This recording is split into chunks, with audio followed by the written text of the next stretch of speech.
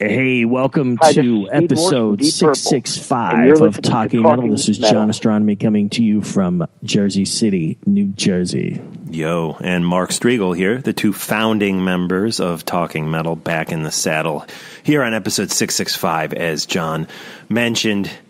You know, at one point, John, I thought 666 would be our last episode.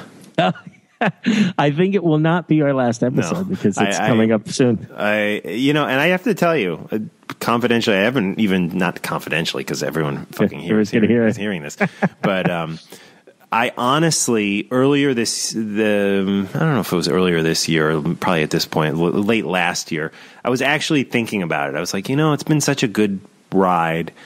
Maybe 666 would be the episode to actually stop it, because nothing goes on forever, Right. And I thought about it for a couple weeks, actually, and there was a day or two that I was like, yep, that's it.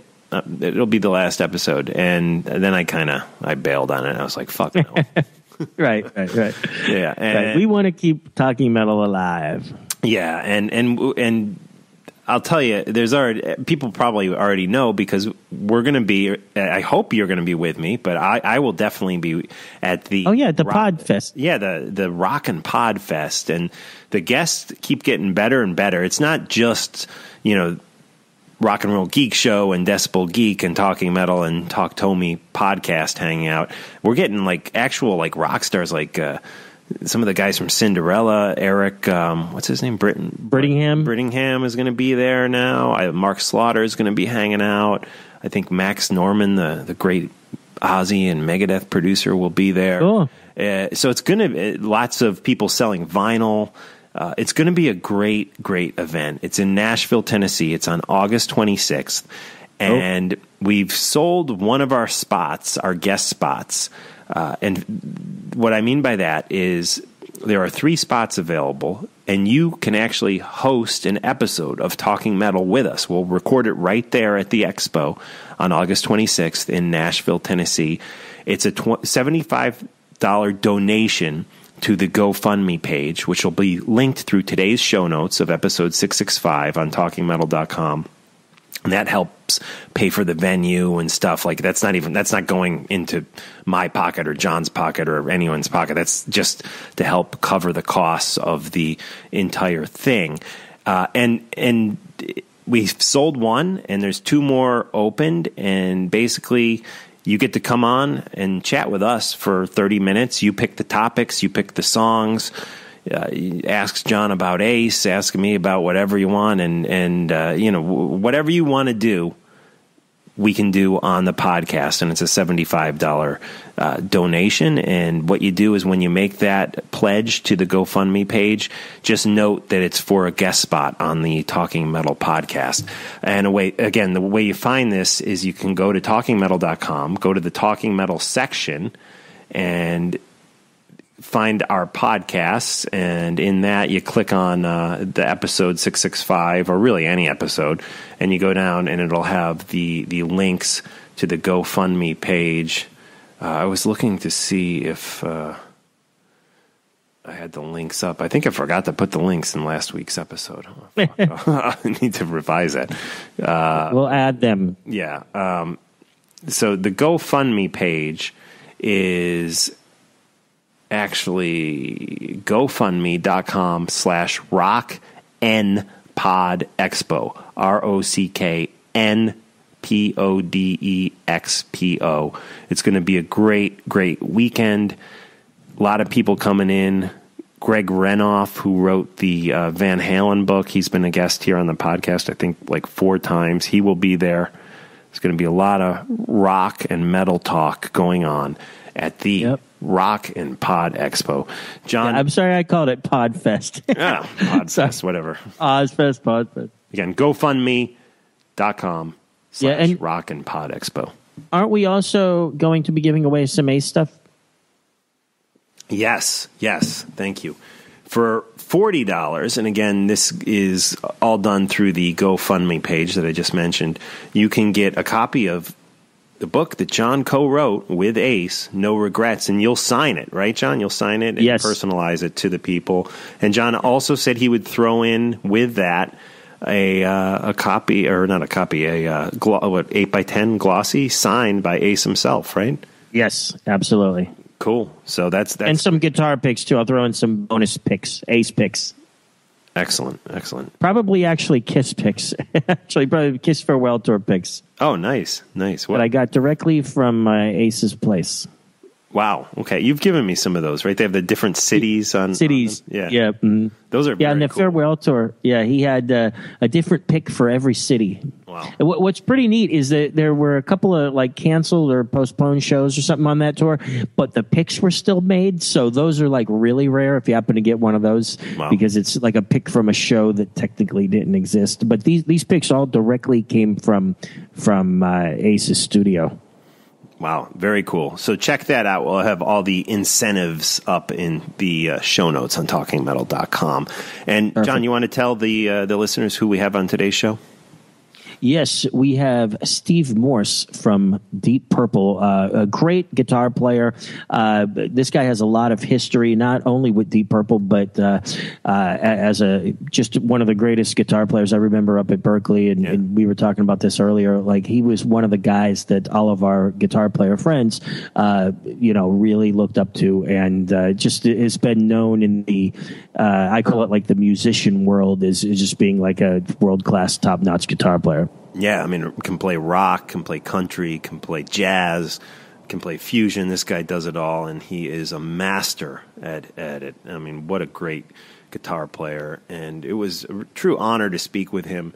I've always been a massive fan of Deep Purple, and they are coming around on their, what appears to be, at least from the sounds of this interview, their final run of shows here in the U.S.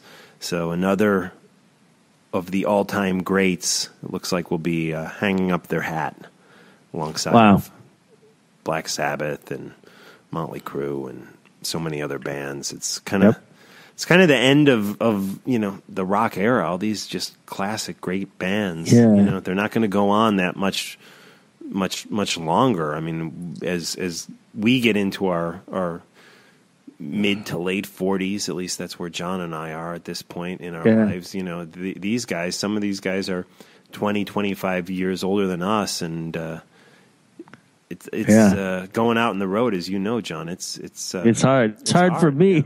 Yeah. It's hard for me, and it's hard for anyone, and let alone like for example, if my dad's a guitar player, and he's in the same age group a lot of these guys are in, and I think it'd be pretty rough to be for him to be getting up every day and flying all over the place and taking tour buses. I'm sure he could do it, but it would be tough. Yeah, absolutely. And I mean, I haven't played a gig in a little while. You've done gigs more often than I have in years of late, but I would always give my all, but I would play a gig at the Continental, a club in New York City's East Village, and I'd jump up and down for 45 minutes straight and play my heart out and sing my heart out. But the next day, I would just be absolutely destroyed.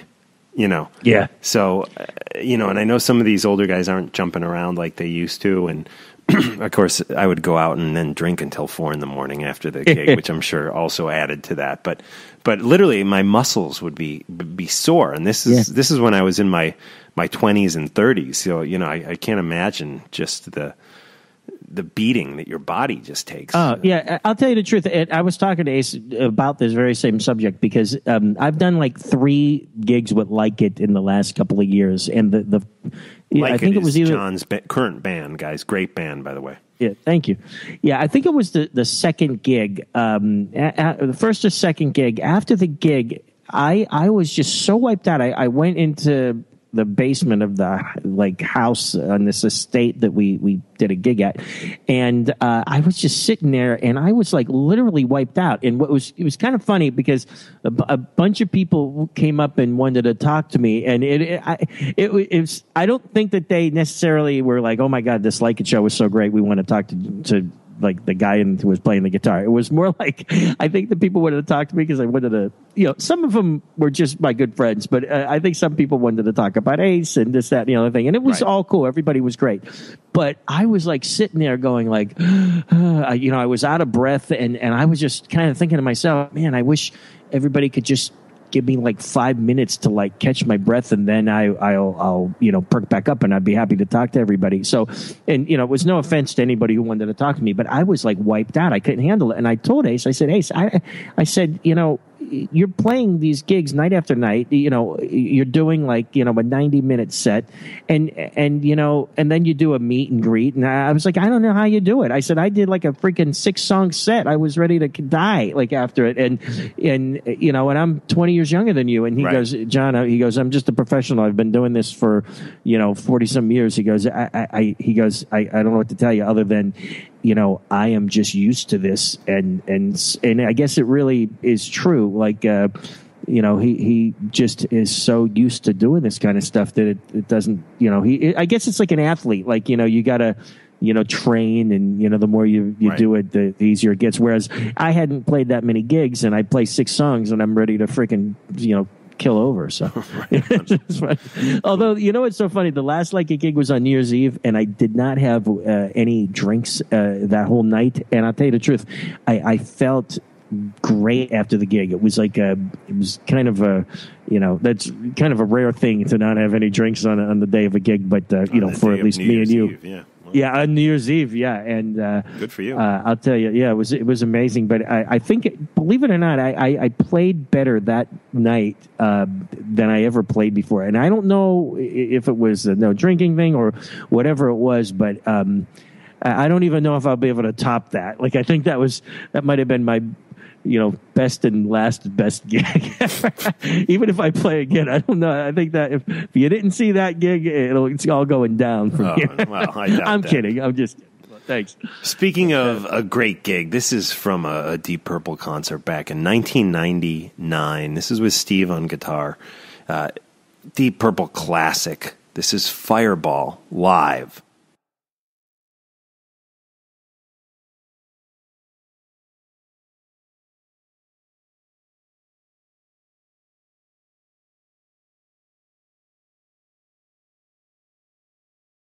That was Fireball, a live version. Yes, from 1999. That's on Spotify and iTunes. You can buy it.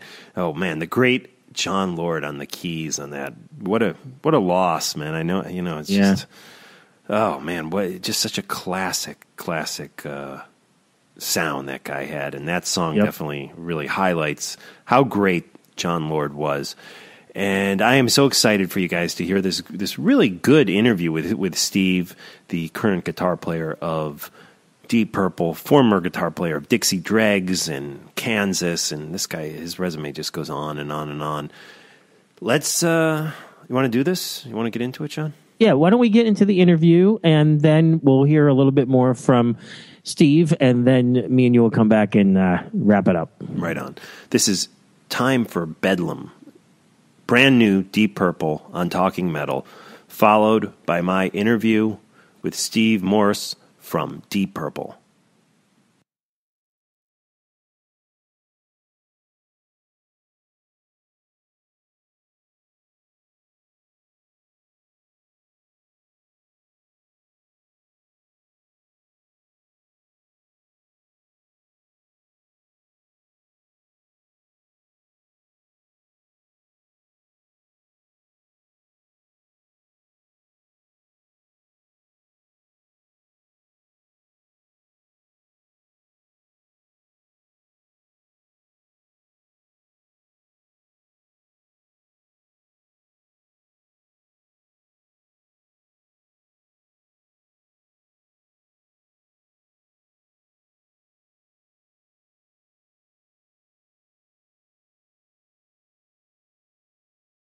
Hey, it's Mark Striegel of Talking Metal, and on the line, legendary guitar player, former guitarist of Kansas, and of course the Dixie Dregs, current guitar player of Deep Purple, Steve Morse. How are you, Steve?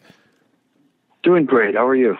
I'm excellent, and I've been a longtime fan of Deep Purple, and I got to tell you, I am absolutely digging the new record, the 20th Deep Purple record, Infinite. It sounds like a classic Deep Purple record to me.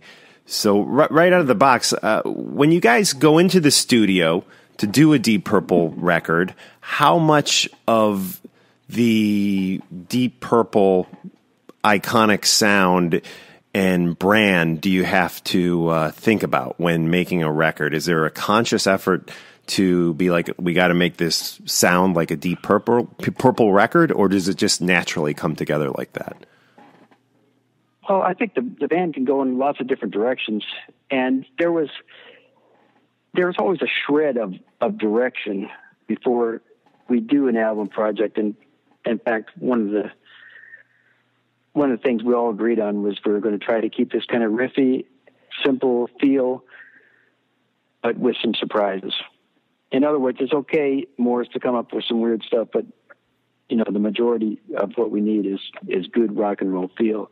Right. So that's my way of doing that is to sort of introduce the ideas that I think would work, and do that in great quantity. Right. Because, okay. It's trying to sell a pair of shoes to somebody that's really picky. What are the odds you're going to bring in 2 pairs of shoes and they're going to love them both? It's just not going to happen. So you need to keep bringing in ideas, and then that way the collective soul of the band picks what they want to work on. Okay. And one of the best ways we do that is just by jamming. Right. Everybody, everybody sees the jam as being, natural and non-directed, but sometimes I do sort of try to push things on the band during a jam and see if it catches hold. And oftentimes that's the best way to get something. If everybody sort of latches onto it and really likes it, then it's going to work. So you described it as, I think, selling a pair of shoes to somebody who's really picky. Who's really picky? Is it certain members of Deep Purple more than others? Yeah. Yeah. Yeah. No, and I let me take that back. Let me just say they're all really picky. And that's not a bad Bob thing. Ezrin is more. No, it's not a bad thing at all. It's even harder to get something that Bob Ezrin likes too. So, there's a little bit of attrition that that happens sometimes too quickly, and in which case I'll go back and give it a little time to come back with a slightly different thing and say, look, I know I floated this idea before, but I really think this is going to work. Right. And it's, if you can make a little demo of it, it's even better, because everybody can sort of see what you're talking about. Right on. Like the middle part of the surprising was something like that. It was me I demoed it up, sort of mocked it up, the instrumental version, the instrumental part that was in lieu of a guitar solo. Okay. Because, I just found that work with Bob, that if I do my normal, stylistic little shreddy bit, little melodic bit, and back and forth, or whatever feels natural to me, that he would generally, just not like it. That he wanted me to do more melodic or I guess classic rock sounding stuff.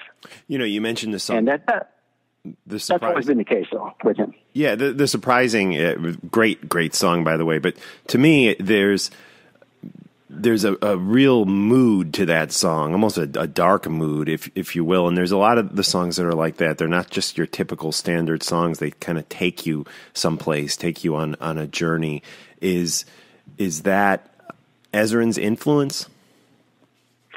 Yeah, he's a big fan of, if you're going to be moody, then really take me somewhere. Like he said, let it develop. Don't rush it. Give me some of that mood and give me lots of descriptive colors and he, you could just see his influence Right. Of how he must have interacted with the guys in Pink Floyd, when they did the classic albums that they worked with Bob on. Absolutely. He really loves to encourage the band to take it out sometimes. Right. Another song I love off the record, Birds of Prey, again, just kind of this journey moving to different places. And I just wanted to ask you if you had any memories of that song coming together. Yes.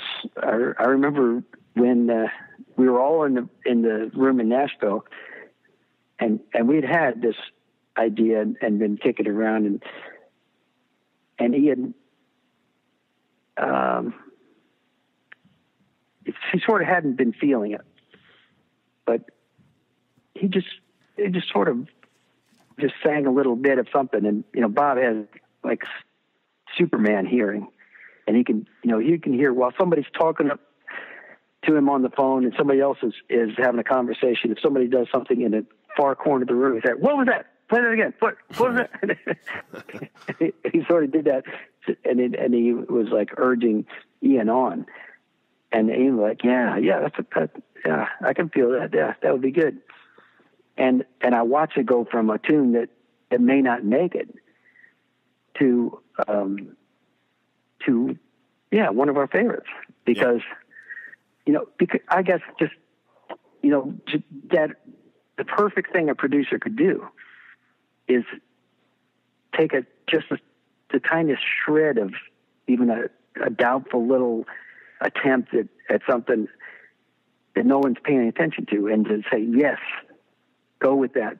Give me more of that. Right on. And that was a memorable part of that song for me. Yeah, you know what? It's a small part of the song, but I just wanted to ask you. There, about 3 minutes in, you hear this thing that reminds me of like the Hendrix backwards guitar that he used to do, where he'd flip the tape over. I mean, it sounds like a backwards guitar. Do you know the part I'm talking about? Yeah, it is.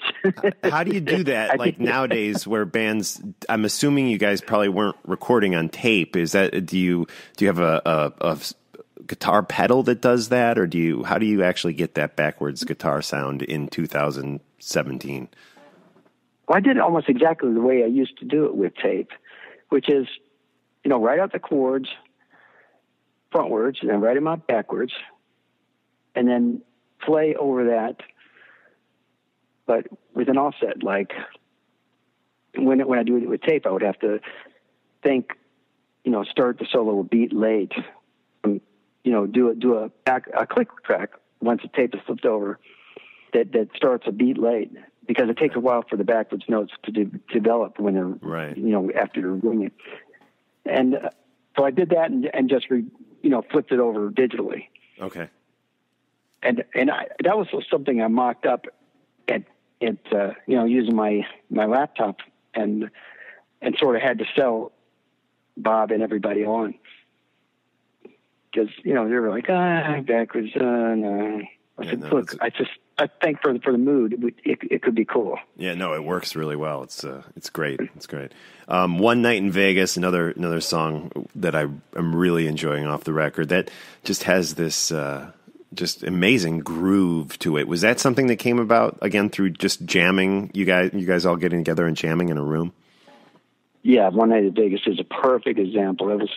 I think we were in Portugal when we were Ian Gillan lived a lot of his time in Portugal, and he has friends there from other English bands, and in fact, it was bass player from Iron Maiden.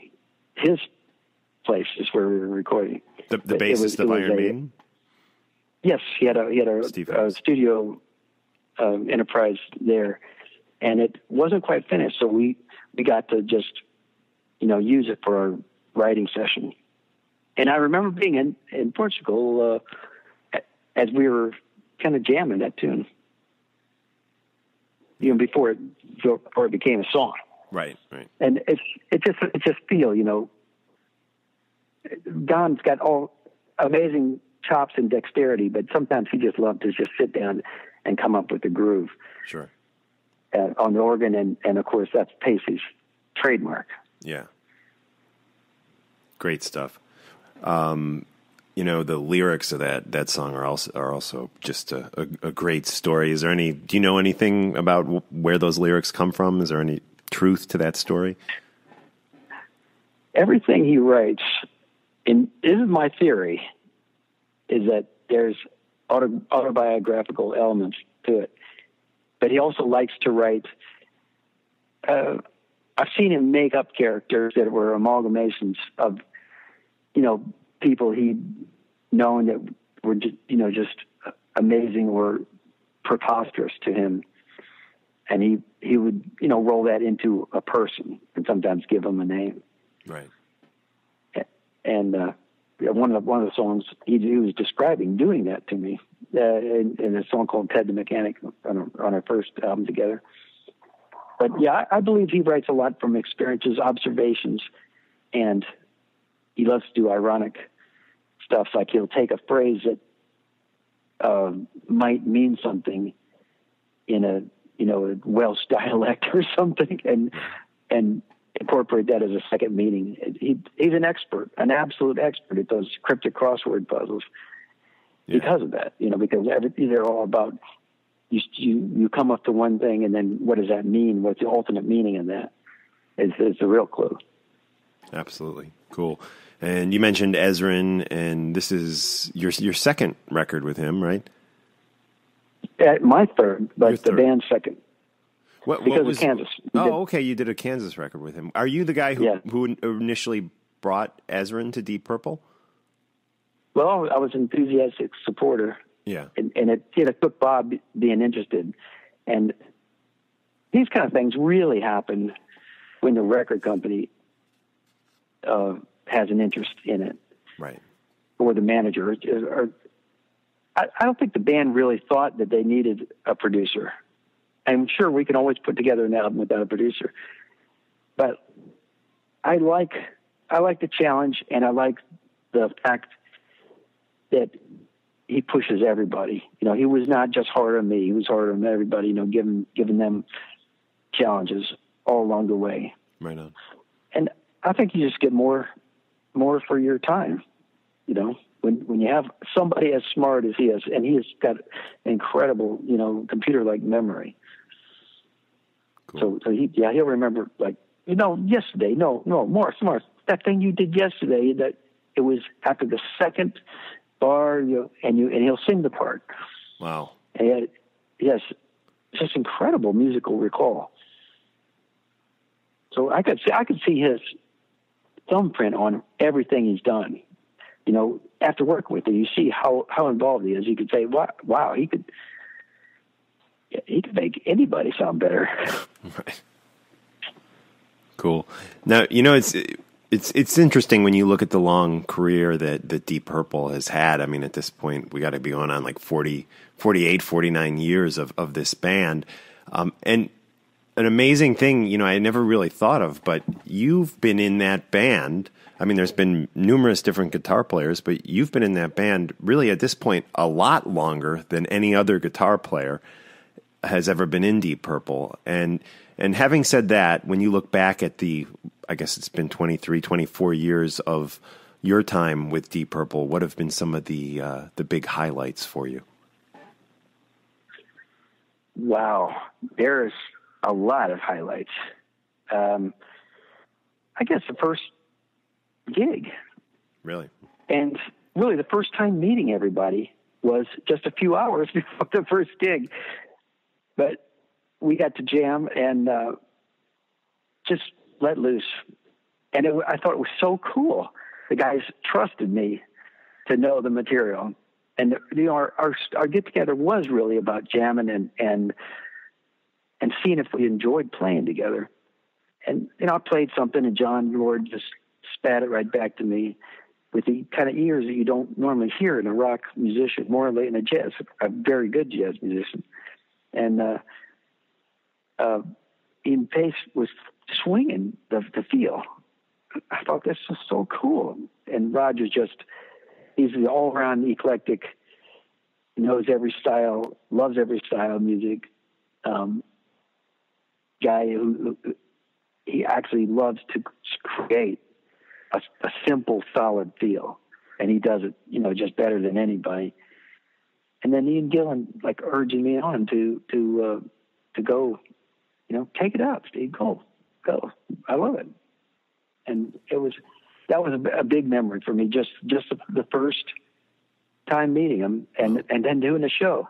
And during the show, I screwed up coming out of a section because, I'd been listening to a couple tapes of a live gig, and I didn't know where the cues were. I just remembered they came out after a certain amount of bars. So I still, I went to the next part. And I guess I forgot a section or something because Ian Pace cracks the snare and brings it way down, keeps the beat going and simmering. Roger's just kind of percolating underneath it. And Ian Gillan sort of is speaking over the microphone. All right, Stevie, that was really good. What do you say? Let's try something like this. And then he starts to sing the next part that was supposed to be played. Wow. It was awesome. It was the most awesome thing to me. I mean, of course, I was embarrassed that I had missed the entrance. But the rest of the gig had gone well, and everything was fine because he made it that way. It wasn't like not a big deal. It was like it was funny. He was sort of joking with me and saying, "Wait, that was really good, but why don't we try it this way?" and over the microphone for the whole audience, and everybody's just like. They're like, hey, this is cool. They're hanging out with each other. They're talking, man. They're having a good time. Wow. That was another. That's all part of the first day. But when we play these gargantuan places where to see a people and all the way to the horizon, that's cool and everything. But it's unreal. Yeah. You're there because you have a brand name and it's a festival with lots of brand names, and it's just an event and happening.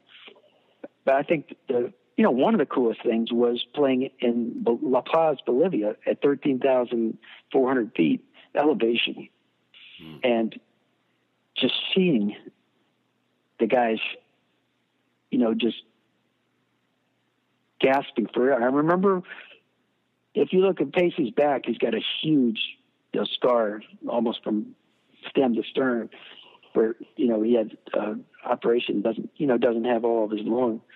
Right. And somehow he was playing and surviving with very little oxygen, and David Gillan just screaming these long notes and everything. I was really proud of the guys then. And that gig for some reason really sticks in my mind as one of the strangest things. And another one was in India. First time we played there, the only way you could play there is you couldn't play for money. You had to play for a charity or something. And we were playing a charity for the Children's Hospital, but it was like $2 to get in.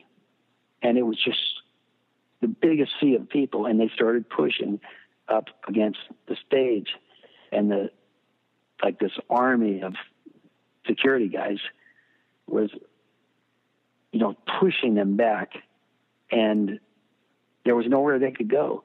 But instead of rioting, they were just kind of like went into this mode of, I don't know what it was, but they just somehow dealt with it instead of, rioting and killing all the security guys. They were putting them in an impossible situation.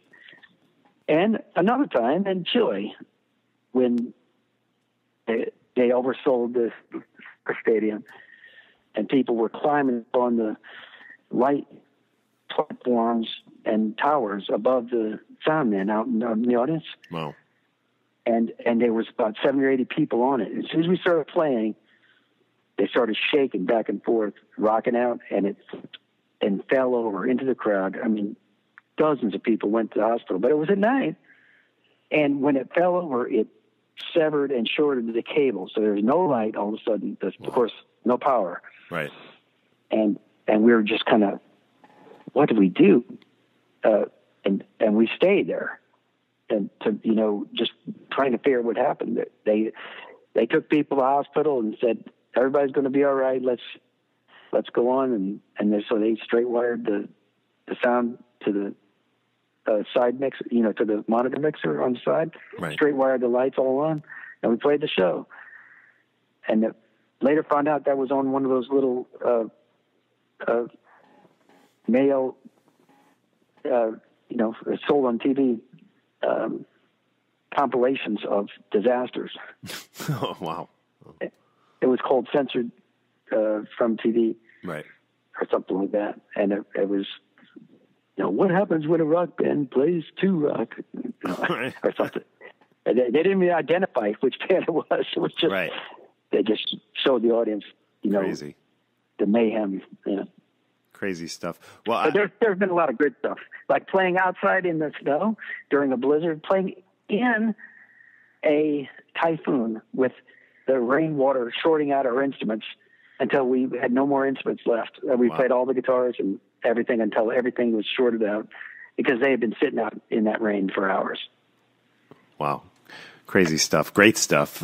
Thanks for sharing that. I know we're here to talk about Deep Purple today, but real quick, do you ever plan on doing another solo record? Yeah. I don't think the world's waiting on anything like, it's just got to be the right time. And, it's just very personal stuff, like somebody, doing paintings when they're relaxing and hope somebody will appreciate it someday. But I've got lots of ideas. I got lots of ideas going, and the Flying Colors project is taking some of the ideas, but I've got a lot left. So I'm definitely saving up for either Steve Morse or Dixie Drake's project. Cool. And it just, I know we're running out of time here, but just a couple more questions. Sure. When you were a teenager, who were some of your favorite guitar players? Oh, all the usual suspects, Clapton, Hendrix, Beck, Page, Jim McCarty. Let me see, Steve Howe, Johnny Winter. Right. We just, and then, later as I got in my late teens, John McLaughlin, and, started taking that more out. Right. Sure. With my vision and such stuff. But I enjoyed, and, very early from the Beatles, and just the sound of the guitar was amazing to me. And I think, Chuck Berry, the Beatles, Stones, the Kinks, Yardbirds, every one of their songs had guitar in it, and the guitar was driving it. So rhythm guitar was really the biggest thing. And then once you start that, you really want to play solos and stuff. Yeah. And I think Chuck Berry was the first influence for me, playing a solo. That was the first solo I ever learned was Johnny B. Good. Wow. Now, Chuck Berry, there were other guitar players. There were, Muddy Waters and, of course, going way back, Robert Johnson and guys like that. But in a way, do you feel that Chuck Berry is the first guy to bring electric blues to the masses? Is that a fair statement? I wouldn't call it blues. I call it rock and roll. Yeah, I think that the actual rock and roll, like the twists, the Chuck Berry, the sort of like the swinging mixed with straight feel, and I think he sort of personified it. Yeah, definitely. So, Deep Purple is heading out on the road with Alice Cooper and Edgar Winter in the States, and I think there's a date in Canada too, August 12th to September 2nd. We want to make sure all the listeners get to see you guys. I will be there on August 28th in New Jersey when you come through to the PNC Arts Center. And, I know you're younger than the other guys in the band, but I don't really think anyone would call anyone in the band a young man anymore. So I guess my question is how much longer can Deep Purple go on? Do you see an ending to it? Has there been any talk about retirement? Yeah, this as far as I know, this is our last big tour. This is it. and we've still got the Southern Hemisphere and maybe the Far East, some sections that haven't been done, but in 2017. But they, the guys want to go until they drop dead, but I think it'd be great to finish this tour, and even if we're not doing tours again, at least get together for some recording, or maybe a special get together, or play at some benefit or something. Right. But yes, I think at some point it's appropriate, and I'd love to see the band go out on a high, like it is now. Absolutely. The new record is just great. Classic Deep Purple. Are you guys billing it as the final tour, or is that just something you've spoken about among yourselves? Well, the guys they don't want to face it, but they know it is. Right. Okay. And they've gone so far as to call it the Long Goodbye Tour. Okay. That was actually the manager that did that. And the guys are a little poo-pooing that, because they don't want to, commercialize it. Everyone gets old. Everybody has a last tour, but there's a little bit of resistance from the band to commercialize it. But I don't see the problem with letting people know that, hey, it's your last chance. Yeah. Yep. I could be wrong. And there have been bands that have retired and then come out of retirement. Yeah, lots of them. But we have a lot of guys that are going to be in their 70s, right? Or that are in their 70s. So I don't know how likely all that is. Cool. Well, I'm looking forward to it. Alice Cooper, Edgar Winter, Deep Purple, starting August 12th in the States. Can't wait. The new record is out now, and it is great. The 20th studio album by Deep Purple, Infinite. Steve, great job on this record. Thank you so much, and I really appreciate you doing this for us. Well, I appreciate you speaking with us. Thank you. Have a great evening. Appreciate you doing that. Thank you. Okay. Bye-bye. Take care.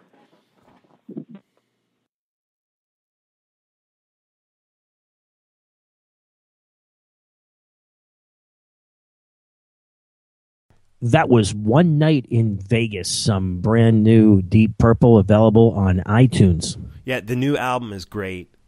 Bob Ezrin. Can't go wrong with Bob Ezrin. I mean, so many Correct. of my favorite records of all time. The Wall, Kiss Destroyer, Revenge, of course. Yeah, The Elder. The Elder, yeah, all that classic Alice Cooper stuff. Peter Gabriel. It goes on and on and on. He's such a talent.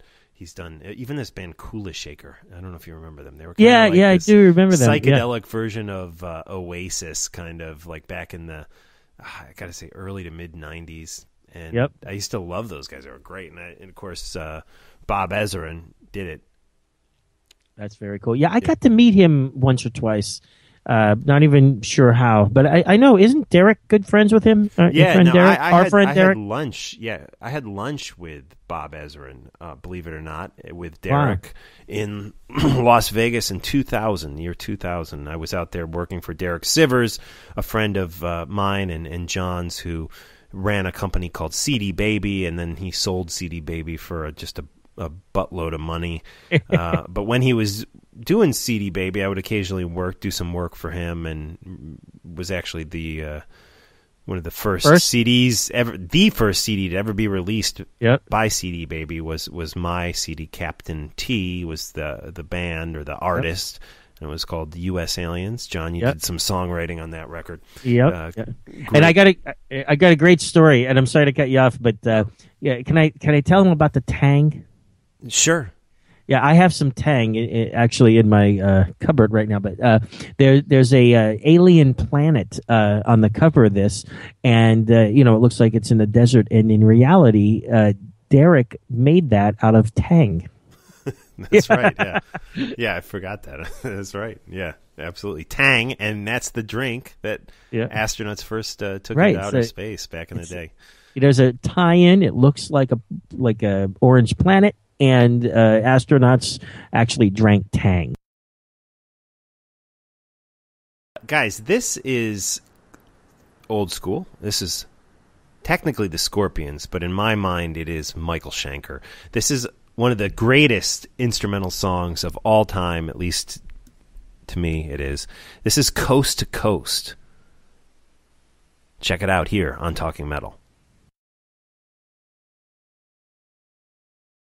Okay. That was Coast to Coast off the Love Drive record by the Scorpions. But in a way, that song to me just reeks of Michael Schenker, and that's because he wrote it along with Rudolph. It's a co-write between the two of them. And his playing, I mean, you just cannot deny the signature sound of Michael Schenker, one of the greatest guitar players of our time, I think. And it's all about like a guy like Jeff Beck. Like, Michael does not have to rip a bunch of licks playing super fast. He just has such a unique style. There's something about that, the way his fingers touch that fretboard and the tone he gets, not just from the effects, but really just from his personality bleeding through, that just is always so recognizable. Like that song right there, Coast to Coast, Michael Schenker and the Scorpions off the Love Drive record. Good stuff. Good stuff. So yep. Scorpions touring with Megadeth. John, I don't know if you heard that. You know what? I think I did hear it. Yeah, it's kind of interesting. Two bands I love. I'd love to check that out. Yeah. Definitely. I love both groups. Remember when we interviewed Herman Rarebell at a hotel in Manhattan? Yes. Yeah. He gave us some drumsticks. He was really a great guy. He was such really a cool was. guy. Yeah. Former Scorpions drummer Herman Rarebell. I have his solo record somewhere that Don Dokken does some singing on. Cool. And on that note, what's up with Ace? He doing any touring, any shows coming up? Yeah. So we just announced on Tuesday, and I believe it was, that might even already been Wednesday at midnight or something in Australia, but Ace Frehley is joining Alice Cooper on Alice's Spend the Night with Alice Cooper 40th anniversary tour of Australia and New Zealand. So very good. Definitely go to acefrehley.com. You can find out all the details. By the way.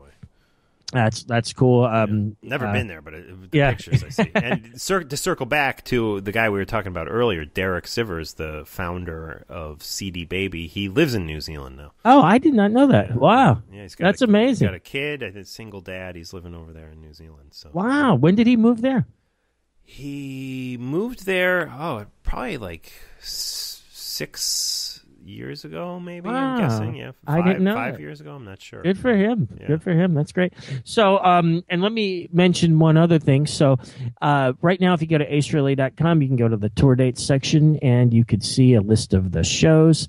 There are several shows in Australia, and then 2 shows at the moment in New Zealand, and there's another date listed up there. It's August 19th, 2017. Ace will be at Psycho Fest at the Hard Rock Hotel and Casino in Las Vegas. Now, this is not like one of Ace's autograph signing things. Like that's like a 3-day thing. This is an actual like rock festival, like where bands are playing concerts. Who else is playing, So, King Diamond is one of the headliners. Yeah, and Ace, and I think that band.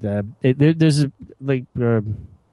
Brian Jonestown Massacre, I think, is playing, and a bunch of there's like a zillion bands. Like I'm not even kidding. There's a lot of bands. They're You going out for that? Yeah, yeah, I'm going to go out for that, and so definitely check that out as well. Mark, hey, maybe you should come out for that. It'd be a cool thing. It's actually the week right before the Rock and Pod Expo. It's like the weekend before that. Might be a little difficult. Then. Yeah, that's what I was a little nervous because I was like, oh God, I hope that's not the same day as the Rock and Pod Expo, but it's not. It's the previous weekend. So it looks like I will be, having 2 busy weekends. Right on.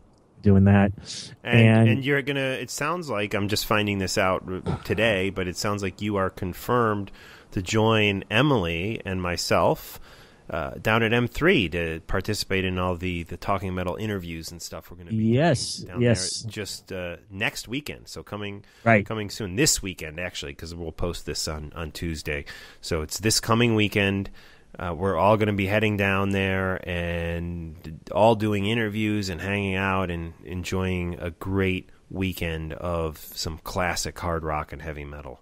Yeah, it's going to be great. A lot of great bands: Kix, Faster Pussycat, Dangerous Toys, Winger, Rat, Cinderella's, Tom Kiefer, Doc and Warrant, Jack Russell's Great White, Vixen, Loudness not playing. No Loudness. Yeah. So a lot of other great bands, though. Definitely still worth coming to see. Lita Ford is going to do a special acoustic set. I'm excited to see that. Yeah, it'll be a real fun weekend. And if I'm not going to stay for Sunday, I don't know if you're staying, John, but I'd love should be to. Interesting. It's like a rock country day, like Charlie Daniels and Molly Hatchet. Yeah, I would love to stay for that, but I got I got to get back to New York, but right. Unless who knows, things could change. But at the moment, unfortunately, I will miss Sunday. But it's going to be great. Here's the deal. I know this is currently in the news. What's up with Loudness not being allowed to gain entry into the country? There's a lot of debate and discussion and stuff going on about it, but it appears that they're claiming. This came out today on Brave Words.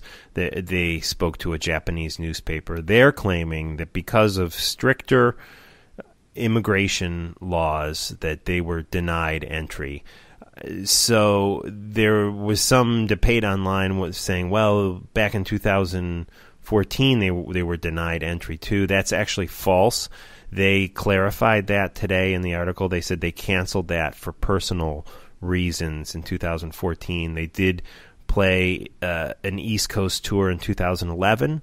They played, I think it was more a West Coast tour in 2015, and then they were also in the country in 2016 to board the Monsters of Rock cruise. Right. So they've been in the country, the last 2 years, 2015 and 2016, and they are claiming that because of stricter immigration policies, they were not permitted into the country. Now, that still leaves some questions, like as to was there an arrest record in the past? Was there something?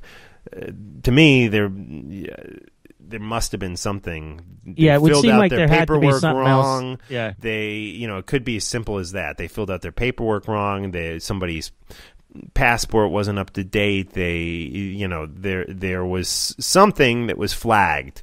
Right, and that could have existed when they were here last year and the year before, and it wasn't flagged at that point. But we don't really know, to be honest, John. We just know that for whatever reason they were not allowed access into the country. And I'm curious. I'd like to hear more about it and hear why they weren't allowed access. Yeah, definitely. But a great band. I've always been a fan of them. Yeah, so good. You know who I really like? The band Vane. They're they will be at M3, so that's going to be another one too. I'm trying to think if I saw Vane at the Limelight or if I saw Davey Vane and Steven Adler play at the Limelight, because didn't they have a band together? Davey Vane and Steven Adler. They may have. Yeah. I don't know. I'm really looking forward to that. And hey, by the way, I don't know if you heard, and it's kind of a sad thing. Here's a positive thing that the band Autograph is playing, but the drummer from all the classic Autograph records has passed away. Yeah, I did hear that, and that is sad. I know the current version of Autograph, I think it's 2 original members. I should probably research that before we go down and end up interviewing them or something. But I know Steve Lynch is still there. Yeah, but he was great. My friends always loved Steve Lynch as a guitar player. Yeah, great player. Yeah. The drummer who passed away, his name was Kenny Richards, and he was the guy that put an X as his autograph, and that video of that. What's that main song they have? Turn Up the Radio. Turn Up the Radio. Yeah, he went to sign this thing and it was an X, and then it said not computing or something on his headband, and then Steve Plunkett was the singer back then, and he's not in it anymore. Right, he's not in it. The thing with Steve Plunkett is that he has a great career in writing music for TV or movies or something like that. Scores films and TV shows. Yes. Yeah. Yeah. And but Randy Rand is, I believe he's the bassist, and he is in the band as well right now. So two of the classic members, if you will, are still there. So I'm excited to see them and all the bands you mentioned. It's going to be a great weekend, and really, I mean, you had hinted that you might be coming down, but literally, I think right before we started recording this podcast, John kind of confirmed to me that he's coming down. Yes. So I am excited for that. We'll be hanging with Emily and our friend Ian, and hopefully a lot of interviews and stuff taking place. I did want to mention just a couple little things before we get out of here, John. The Amazon links, guys. You've always been good using those. I haven't hyped them for a number of episodes, but remember, they're there. I know all you guys make purchases on Amazon, so just go to Talking Metal first and use our Amazon links to click over. Then just go about your business as usual. No additional charge, no additional markup, just an additional step, and that helps us out. We have a PayPal tab. You can give us a PayPal donation if you choose. And you can definitely come and join us August 26th in Nashville and co-host an episode, as I mentioned earlier in the show. It would be great to see you guys out in Nashville. And if you're down at M3, definitely track us down, say hello. I think that's about it. Look for John on the road with Ace, right, John? Yeah. I'm unfortunately not going to be going on the tour to Australia because I have my gig in New York, and sometimes going out of the country is not possible just due to how long the trip would be, and I have my full-time gig in the television industry, so I can't do that. But the U.S. dates I'll definitely be on, and heading out to Vegas, and who knows what else will be happening in 2017 with Ace. So it's gonna be good. Cool. Connect with John on Twitter. We'll have him linked through today's show notes. Yep. I'm on Twitter and Facebook and all that.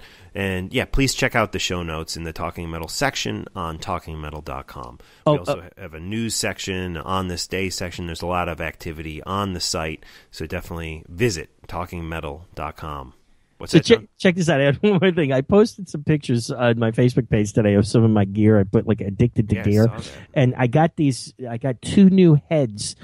So these Randall stacks now have two heads on top, but one of them is, and here's the crazy thing, they're the exact same outside as the Paul Stanley Colossus heads. Now here's the funny thing.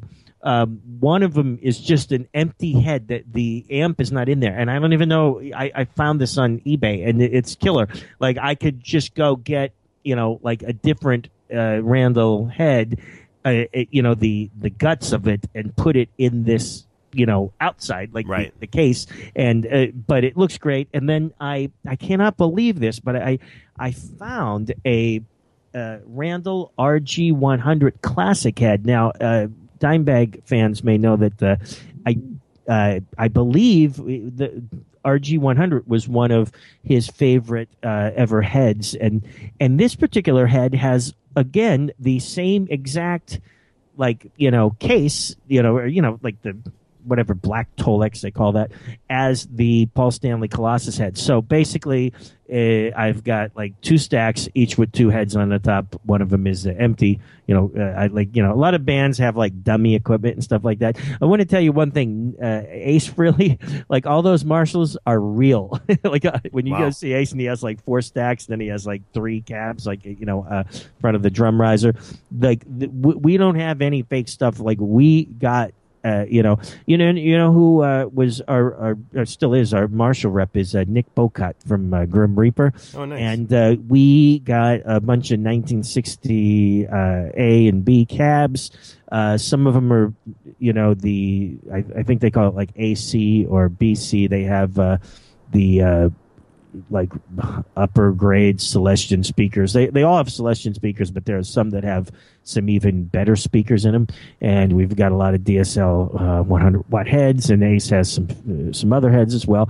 So some of these bands, you see these photos where they have these fake amps on stage, the Ace stuff. None of it is fake. It's all real. Cool. That's interesting to know for sure. John, always a pleasure. Thank you for joining us on this episode. I will see you at M3 for sure. Correct. We will hang. We'll do some interviews. We'll do some partying. It'll be a great weekend. We'll enjoy some great music. We hope to see you guys there too. We are going to end here with a cover. This is a Rush cover, Red Barchetta. How do you say it, John? I don't know. I always said it Red Barchetta, but I could be wrong. Who knows? That's how it's spelled, actually. And this is Steve Morse on guitar, and you got James from Dream Theater on vocals, kind of an all-star lineup going on here. It's great. This is a great cover of the Rush classic here on Talking Metal, featuring our guest. Big thanks to Steve for coming on the show, and thanks to Karen, the publicist, who actually lives literally 5 houses away from me here in Maplewood. She set that up right around the corner. So longtime friend of mine. Karen, thanks for setting this up on today's show. And everyone go buy the new Deep Purple album. It's out now. It's great stuff. Produced by Bob Ezrin, classic Deep Purple, Ian Gillan, Roger Glover, Ian Pace. Who's on keyboards? Don Ari on keyboards, who did all that classic Ozzy stuff. Mr. Crowley and all that stuff. I have to throw in a real quick sidebar. People sometimes ask me, like, what was some of your favorite interviews? And I have to say that we did a lot of in-person interviews, we did a lot of phone interviews, and one of my all-time favorite phone interviews was Ian Gillan interview. That was just a great interview, and that was the funny thing. All 3 of us were in New York, but we were all in 3 different places. No, I was in L.A. actually. Oh, you were in L.A. Yeah, okay, cool. I was in Santa Monica.